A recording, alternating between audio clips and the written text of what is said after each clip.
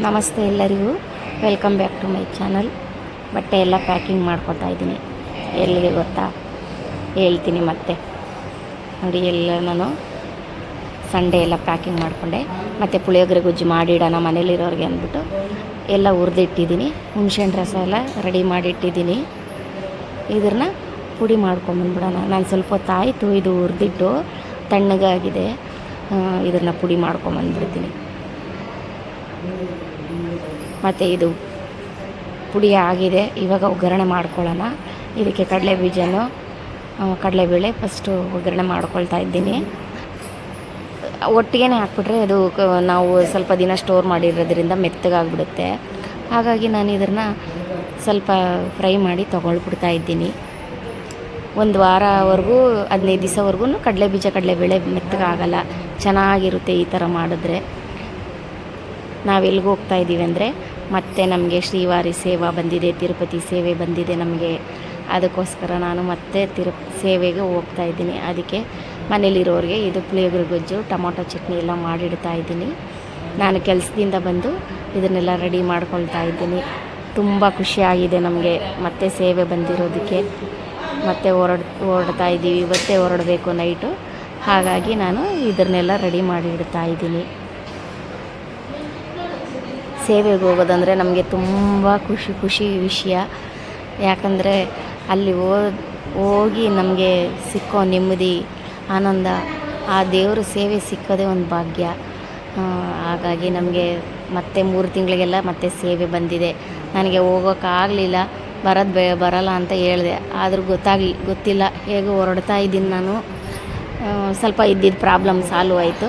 ಹಾಗಾಗಿ ಹೋಗ್ತಾ ಇದ್ದೀನಿ ನಾನು. ಈಗ ಸ್ವಲ್ಪ ಟೊಮೊಟೊ ಚಟ್ನಿನೂ ಮಾಡ್ಕೊಳ್ತಾ ಇದ್ದೀನಿ. ಹಾಗೆ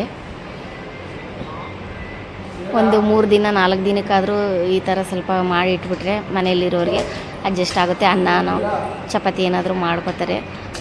ಇವಾಗ ಪುಳಿಯೋಗರೆ ಗೊಜ್ಜು ಆಯಿತು. ಇದ್ರನ್ನ ಒಂದು ಬಾಕ್ಸ್ಗೆ ಹಾಕಿ ಎತ್ತಿಟ್ಬಿಡೋಣ.